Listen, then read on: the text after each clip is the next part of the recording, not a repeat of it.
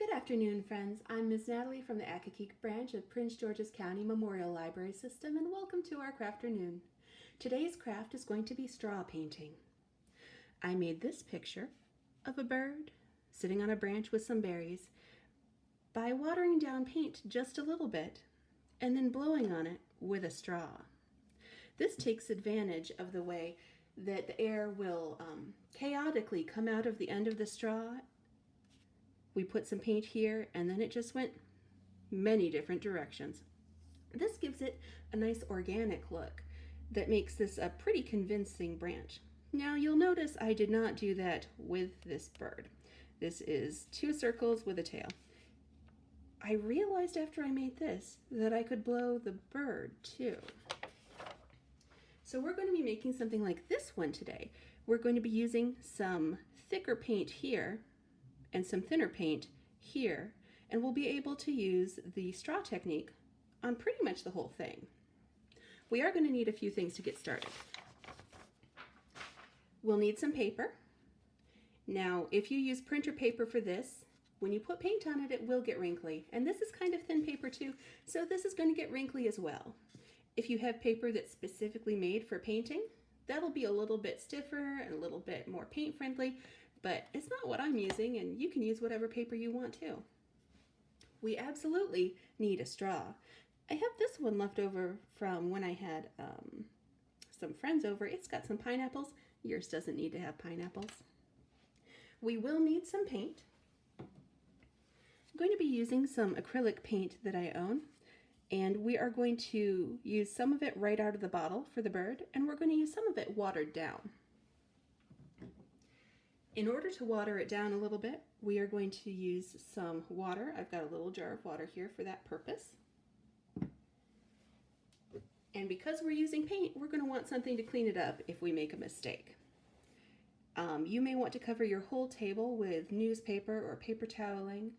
I've just got a piece of paper towel, and I'm just going to hope for the best. We are going to want something like a small bowl or a plate with a bit of a rim on it, and this is where we're going to water down our paint a little bit. We're going to want to be able to add just a little bit of water at a time. And for that purpose, we are going to use a spoon. The last thing that we're going to need is a paintbrush, but we aren't really using the paintbrush end. We're going to use this end here. We're going to use it maybe for stirring. We're going to use it to put a little dot at the end for our bird's eye, or if you want to do berries like in my first picture, you could use it for that too. We aren't going to use this end so much. We're mostly just going to use the straw. Let's see how that goes.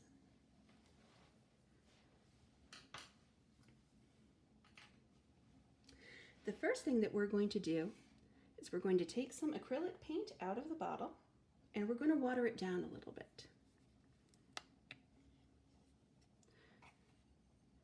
I've already watered this down a little bit,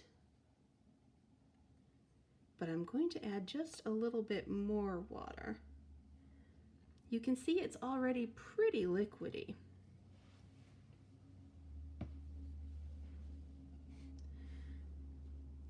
The more liquidy it is, the better it will run across the page. I'm just going to add a little bit more water.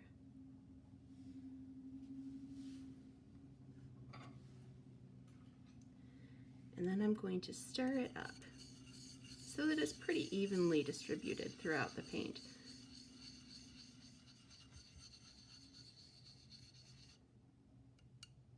Now I've got a little bit of paint on the end of this, so I'm definitely going to clean that up before I put this back down on the table. And I recommend that you make sure everything you put on your table is also clean. Now it's time for us to make the branch. I'm going to gather up a little bit of this, but not a lot of it. That looks pretty good. Maybe a third of a spoon. Then I'm going to put it on the paper. I'm going to put it in the corner so it has plenty of room to move. Yep, that's pretty good. Then I'm going to take my straw and I'm going to blow. I'm going to blow from this direction so that it goes out across the paper. Let's see. It's going to be pretty random.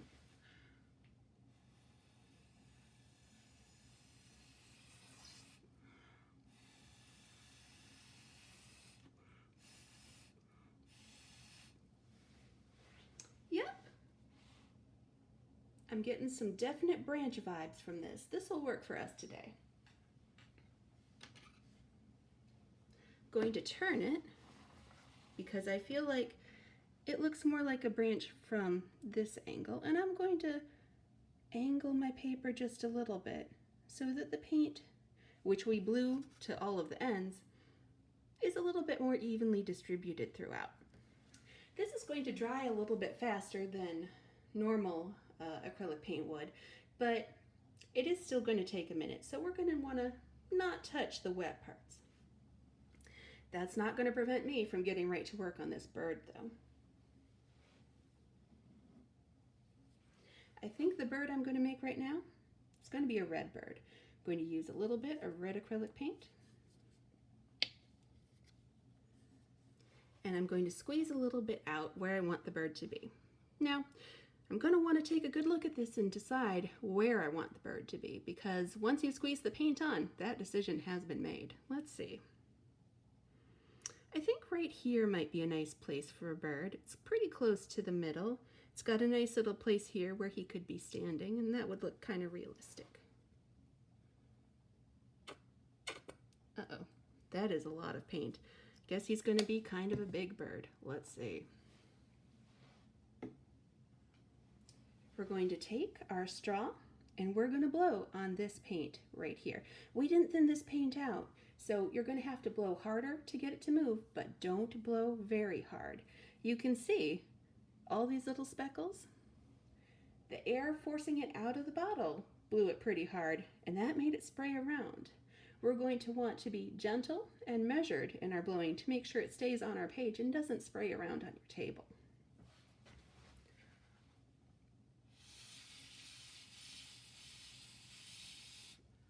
Okay, that I think is going to be the top of my bird. And I'm going to turn this around and blow out the bottom of the bird.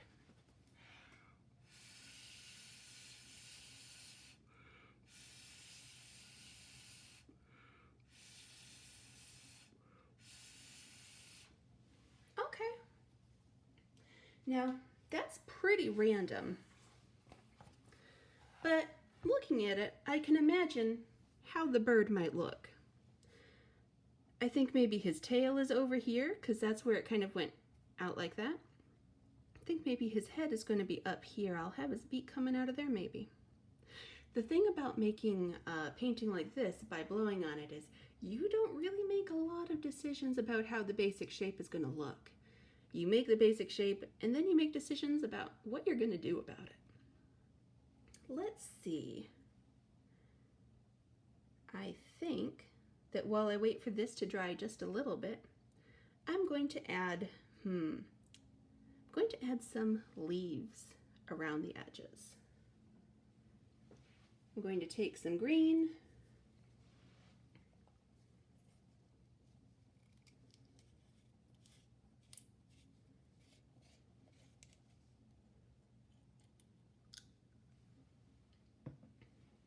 normally you would squeeze this onto your plate, but to make sure everything is in the frame, I'm just going to take the lid off and put it right here. If you ever find yourself in a situation where you're about to take the lid off of paint, definitely go get your grown-up first. They're going to tell you whether it's okay to take the lid off. If it gets knocked over with the lid off, that's going to be a bigger mess than if it gets knocked over with the lid on. I do speak from personal experience. All right. So I said we weren't going to use this end, and I really think we're going to just use this end to make these leaves. Let's see. I'm going to dip it in. It's going to get a little bit on there. I'm going to put it down and then I'm going to drag it. Yep, that makes kind of a teardrop shape.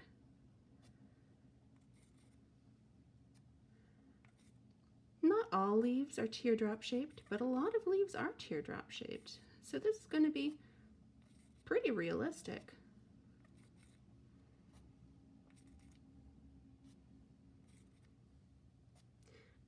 put leaves coming out of every single part of the branch. But I'm going to put some leaves here and there so that people know that this is a branch in a time of year when leaves are around. If you leave it bare, it looks like a branch in winter, and that's also very attractive. But this is kind of a springtimey branch because the leaves are just starting to come out. They're pretty small. If I was using a bigger thing to make dots, they'd be bigger. So make whatever artistic choice you deem appropriate. And some over by our little friend here.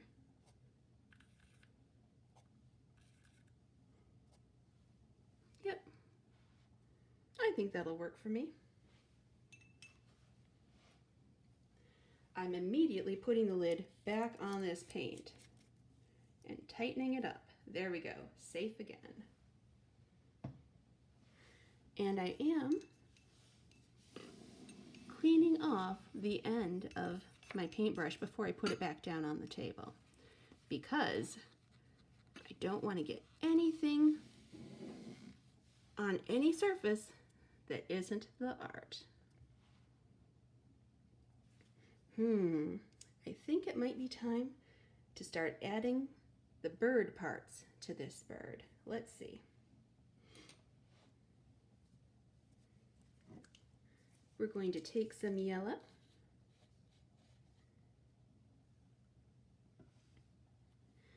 and we're going to make his feet. They're going to be the same as when we made the leaves. We're going to dip this dot down in there. You can see there's a little bit of yellow. We're going to put it right underneath this bird and pull it down a little bit.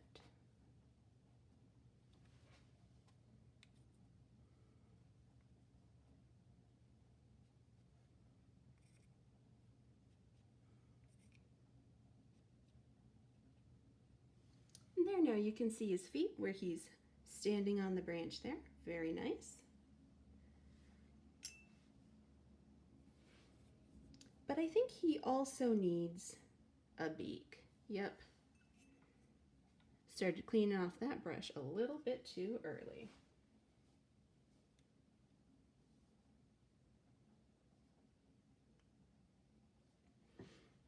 I'm going to decide where his beak is going to go. I think we decided that it would come out over here. I'm going to do the same thing. I'm going to turn this picture because there's a lot of wet paint and I don't want to rest my hand in it. I'm going to take this paint that I have dipped this brush end in. I'm going to do the same thing I did with his feet. Make a dot and then kind of pull it out. Yep, that's a good bird shape there. I can dig that.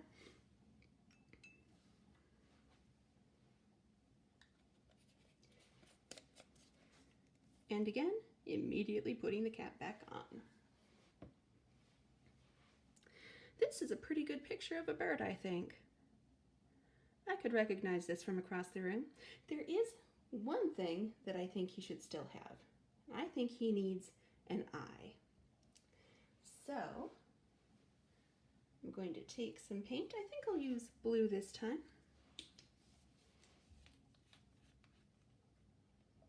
It would probably be more realistic looking if I made it black, but it's my picture and I get to decide.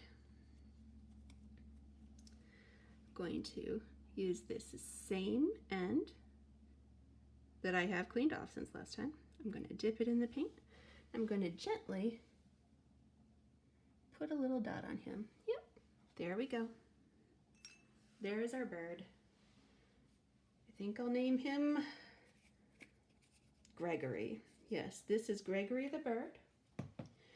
He is a nice springtime bird living in I don't know what kind of tree this is because it kind of made it up and that's fine. But he's living in this tree, living his best life. He's going to eat some worms later. He's going to have a great time. And you all can make a bird like this one, but not exactly like this one because we used this straw to make it very chaotic. When you use your straw and your blob of paint on your paper, this pattern is going to be totally different. When you use your straw on your blob of paint over here on your paper, your bird is going to be totally different. Every single one is going to be special because it is unique. I hope you all had fun with me today. I hope you guys try out some straw painting. You don't even have to make a picture. You can just make designs. You could make it random. It's all going to look amazing because these little outreaching fingers always look very nice and professional, no matter what you're making. So you guys have fun, and I will see you later.